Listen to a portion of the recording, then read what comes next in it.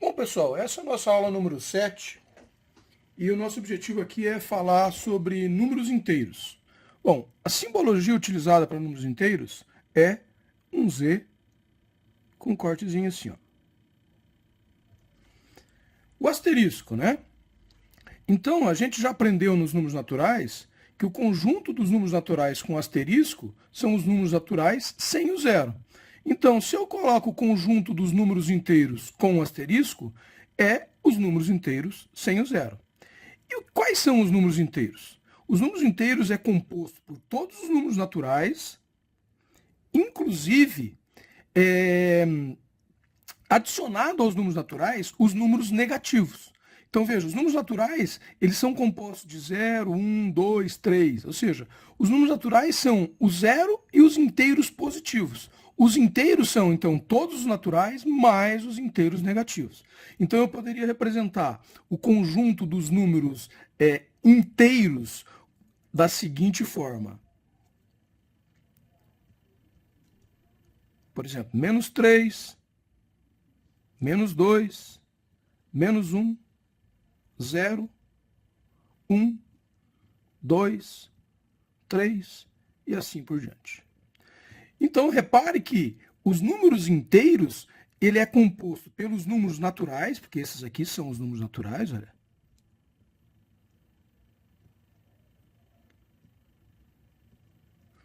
Então, esses aqui são os números naturais. E se eu colocar um asterisco nesses números inteiros, eu vou ter a seguinte informação. Esse asterisco aqui indica que o meu conjunto, né?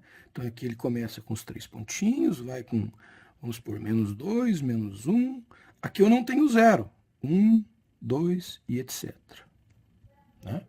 Então repare, quando eu coloco um asterisco nos números naturais, eu tirei o número zero. Quando eu coloco o asterisco também nos números inteiros, eu estou retirando o número zero daquele conjunto. Tá?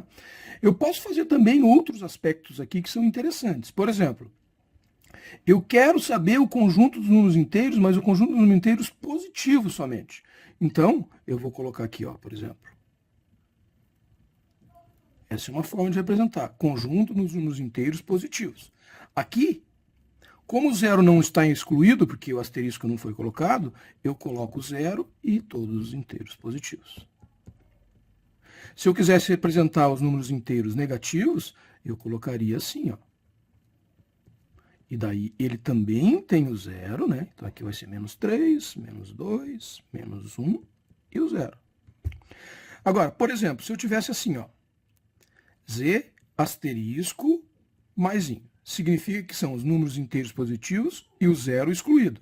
Então aqui eu teria o 1, o 2, o 3 e etc. Certo? É assim que a gente representa os números inteiros. A reta numérica, a gente utiliza a reta numérica para representar esses números inteiros em uma reta. Então, vamos supor que isso aqui seja uma reta, né? Aqui eu tenho a origem, o ponto central, que é o zero. E nessa reta eu tenho, por exemplo, o 1, o 2, o 3, o 4 e assim por diante, né? Nessa mesma reta, do lado esquerdo, eu tenho o menos 1, o menos 2, o menos 3, o menos 4 e assim por diante.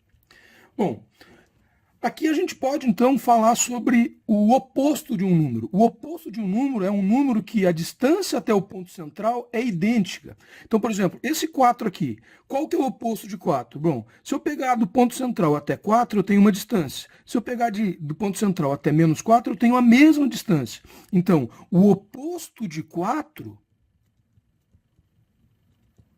é igual a menos 4, assim como o oposto de menos 4 é igual a 4. Então, o oposto de um número, na realidade, é só substituir o seu sinal, ok? A gente também, quando a gente fala de números inteiros, a gente pode falar de sucessor e antecessor. Sucessor é aquele que vem depois, e antecessor é aquele que vem antes. Então, por exemplo, qual que é o sucessor do número 20? Ah, o sucessor do número 20 é o que vem depois. Quem que vem depois do 20? O 21. E o antecessor do número 20? Ah, o antecessor é o que vem antes. Quem que é o antecessor do número 20? É o 19. Certo? gente fala em números inteiros, a gente pode ter o que a gente considera na matemática de sequências lógicas. Eu consigo trabalhar através de alguns números, tentar verificar se existe alguma lógica naquela sequência. Por exemplo, eu tenho uma sequência assim, ó, 2, 4, 6, 8. Eu tenho uma lógica nessa sequência de tal forma que eu consiga entender qual que é o próximo número. Ora, se o primeiro número é 2, o segundo é 4, o terceiro é 6 e o quarto número é 8, eu sei que o próximo número vai ser 10, porque aqui eu estou fazendo uma sequência natural dos pares começados em 2. Eu comecei com 2, fui para o próximo par, próximo par, próximo par, significa que o próximo elemento desse conjunto seria o 10. Né? Isso porque é uma sequência lógica. Eu poderia ter uma sequência lógica assim, ó, 1, 5, 9 e 13 e etc. Aqui eu estou fazendo o quê? De cada número eu estou aumentando 4. Significa que o próximo número, eu vou aumentar 4, vai ser 17. Olha, 1 mais 4, 5. 5 mais 4, 9. 9 mais 4, 13. 13 mais 4, 17. Então, eu tenho uma sequência lógica que a gente, às vezes, encontra em algumas questões. Eles dão uma sequência e você tem que tentar descobrir como que essa sequência se evolui. Né? Por exemplo, uma sequência que eu poderia ter, ó, 1, 4, 9, 16. Qual que é o próximo número? Olha, o 1, na realidade, é 1 elevado ao quadrado. O 2, 2 elevado ao quadrado. O 3, o 9, 3 elevado ao quadrado.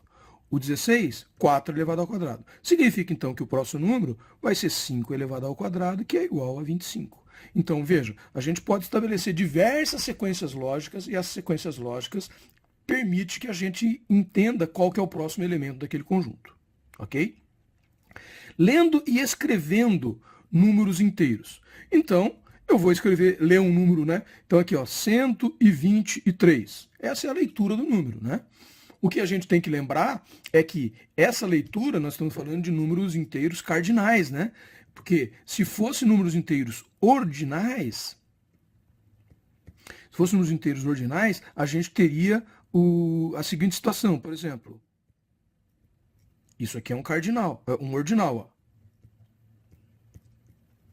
Porque ele está representando uma ordem, né? Então aqui, por exemplo, eu vou falar 15º. Então esse aqui é o 15º. 15º. Já se fosse um cardinal, o 15, cardinal. Ou seja, eu leio ele como 15. Maior e menor. Quando eu tenho dois números, eu posso representá-los, um sendo maior e outro sendo menor do que o outro. Basta eu entender essa reta numérica, né? Essa reta numérica me permite saber que, à medida que o número está mais à direita, ele é maior daquele número que está mais à esquerda. Então eu posso dizer, por exemplo, que 3 ele é maior do que menos 1, porque o 3 está aqui e o menos 1 está aqui. Da mesma forma que 3 é maior do que menos 4, porque o 3 está aqui e o menos 4 está aqui. Ou seja, o menos 4 está mais à esquerda. Da mesma forma que eu posso dizer, por exemplo, que o menos 3 é maior do que o menos 4, porque o menos 3 está aqui e o menos 4 está mais à direita, mais à esquerda. Quanto mais à esquerda, o número é menor. Certo? Então, é assim que a gente representa o maior e o menor. E o que é o maior? O maior é o lado onde o número que fica com o lado da boca maior. Então aqui, o 3, ele está representado do lado onde a boca está maior desse sinal aqui. Então esse lado de cá está o número maior. E a boca onde está pequenininha é o número que está menor. Então esse lado de cá é o número que está menor. Então eu poderia escrever também assim, ó, 2 é menor do que 5. Porque o que está do lado da esquerda, dessa boquinha pequena, é o 2, ele é o número menor nesse caso. E o que está do lado direito, que está na boquinha maior, é o número maior. Então veja, o sinal aqui ele mudou, né? Aqui a gente lê esse sinal como maior e esse sinal aqui como menor. Mas esse sinal e esse sinal, um lado do sinal está o número maior, que é o lado onde a boca fica maior, e o outro lado está o número menor, né? Uma outra coisa que a gente consegue perceber é que todo número natural é inteiro. A gente viu aqui, ó, quando a gente trabalhou na definição dos números inteiros, nós verificamos que todos os naturais estão inclusos nele, certo? E todo número inteiro é natural? Não, eu não posso dizer que todo número inteiro é natural. Porque, por exemplo, o menos 3 ele é inteiro e não é natural. Espero que tenham gostado. Até uma próxima.